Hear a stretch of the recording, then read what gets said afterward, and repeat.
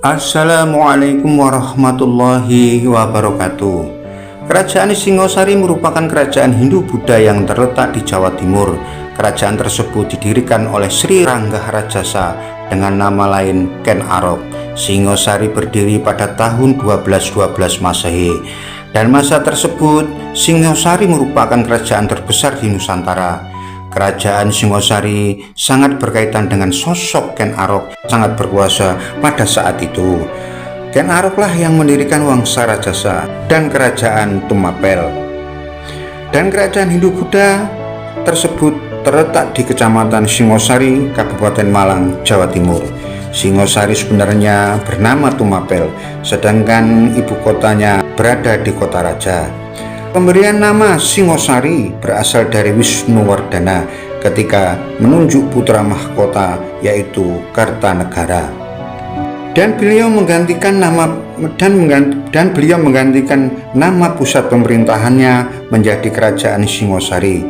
Singosari mencapai puncak kejayaan dan masa keemasan pada masa pemerintahan Kartanegara yang memerintah pada tahun 1272 hingga 1292 Masehi. Kemudian Kartanegara bergelar Maharaja Kertanegara, dan Kertanegara merupakan penguasa besar di Singosari pada saat itu. Kertanegara dikenal sebagai raja yang menguasai segala bidang, baik bidang politik, ekonomi, dan agama. Dan Kertanegara pula lah yang mempunyai gagasan perluasan Cakra Mandala keluar Pulau Jawa yang meliputi daerah seluruh di Pantura dan Nusantara. Salah satunya upaya luar negeri yang ditempuh oleh Raja Kertanegara adalah melaksanakan ekspedisi Pamalayu. Adapun tujuan ekspedisi tersebut adalah untuk menaklukkan beberapa daerah di Nusantara seperti Bali, Pahang, Sunda, Bakulpura, dan Gurun Maluku. Dan ekspedisi itu juga memiliki tujuan lain demi kemajuan tujuan dan kemakmuran kerajaan Singosari, yaitu menguasai kerajaan Sriwijaya. Nah, apabila Sriwijaya sudah dapat dikuasai, maka Singosari akan bertambah makmur karena Sriwijaya pada kala itu termasuk kerajaan yang besar dan kaya. Pada kala itu Singosari belum dapat menguasai Sriwijaya karena Sriwijaya memiliki pasukan yang sangat kuat, baik pasukan laut ataupun pasukan darat. Namun kerajaan Singosari pada masa itu sudah menjadi kerajaan yang sangat megah, besar, dan kaya. Oleh karena itulah Kertanegara sebagai raja menjadi incaran baik dari kerajaan di Nusantara.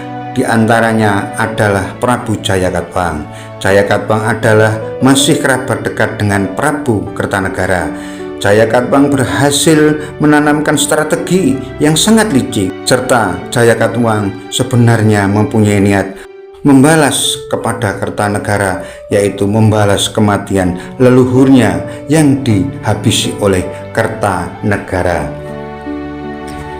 Kerajaan Singosari mengalami masa kejayaannya di bawah kepemimpinan Raja Kertanegara. Pada kala itu Jayakatwang adalah sebagai adipati di Gelang-Gelang, sekarang menjadi Madiun. Kertanegara sudah melakukan berbagai macam cara agar Jayakatwang tidak memberontak. Salah satunya tindakan yang dilakukan oleh Kertanegara adalah menikahkan adiknya Kertanegara yang bernama Turuk Bali. Dan selain itu adanya muncul versi baru, yaitu anak Jayakatwang yaitu Ardaraja diangkat menantu Kertanegara. Dengan demikian Raja Kertanegara dan Jayakatwang tetap kerabat. Karena besarnya hasutan patih itulah Jayakatwang tetap memberontak terhadap Singosari. Dalam pemberontakan, Jayakatwang dibantu oleh Arya Wiraraja dari Sumeneb. Arya Wirarajalah yang memberitahu Jayakatwang kapan waktu yang tepat untuk menyerang kerajaan Singosari, yaitu sekitar pertengahan Mei dan Juni tahun 1292. Pasalnya pada hari itu kondisi internal kerajaan Singosari sedang melemah karena hampir seluruh tentaranya dikerahkan oleh Raja Kertanegara untuk memperluas cakupan wilayah. Sedangkan Jayakatwang menyerang dari dua arah, yaitu utara dan selatan. Untuk menahan serangan dari arah utara, Raja Kertanegara memerintahkan menantunya Raden Wijaya yang kelak dikenal sebagai pendiri kerajaan Mojopahit. Namun ketika Raden Wijaya sedang mengejar pasukan Kediri, Jayakatwang segera menyerbu keraton dari arah selatan, dan pertempuran antara pasukan Jayakatwang dan pasukan yang dipimpin oleh Kertanegara sengit sekali. Banyak sekali korbannya dari kedua belah pihak. Pada akhirnya pertarungan antara Kertanegara pun terjadi. Pertarungan 1 lawan 1. Mereka saling mengeluarkan kesaktiannya masing-masing, jurus demi jurus, dan pada akhirnya mereka saling mengeluarkan keris pusaka andalannya. Dan pada akhirnya Prabu Kertanegara tewas dan Jayakatwang berhasil membunuh Prabu Kertanegara.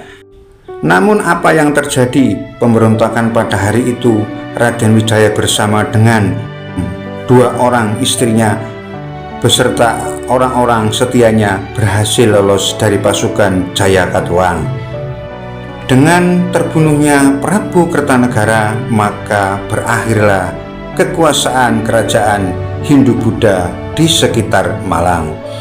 Sementara faktor eksternal runtuhnya kerajaan Singosari adalah bangsa Mongol pada tahun 1280 sampai 1281 di bawah pimpinan Kubilai Khan. Kemudian Mongol mengirim utusan kepada Kertanegara agar Singosari tunduk pada Mongol atau Cina.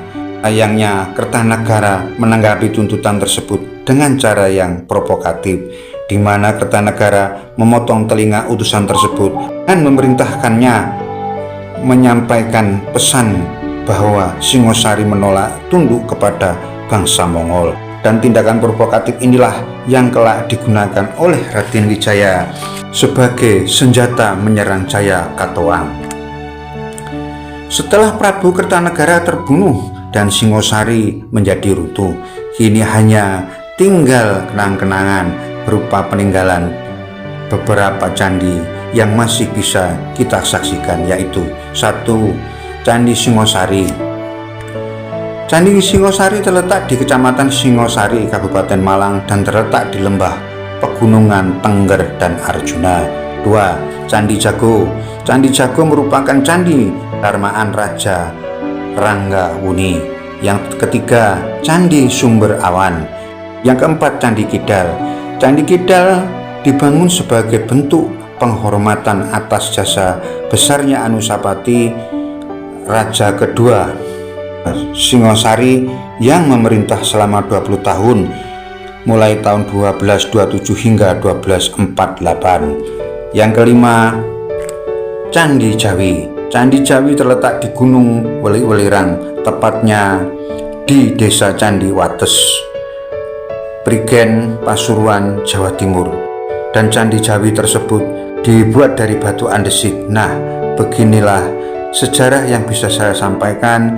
Semoga bermanfaat. Sekian dan terima kasih. Wassalam. Saudara-saudari yang menyukai channel saya ini, saya mohon bantuannya untuk like, komen, dan subscribe. Atas bantuannya saya ucapkan banyak terima kasih. Assalamualaikum warahmatullahi wabarakatuh. Salam sedulur.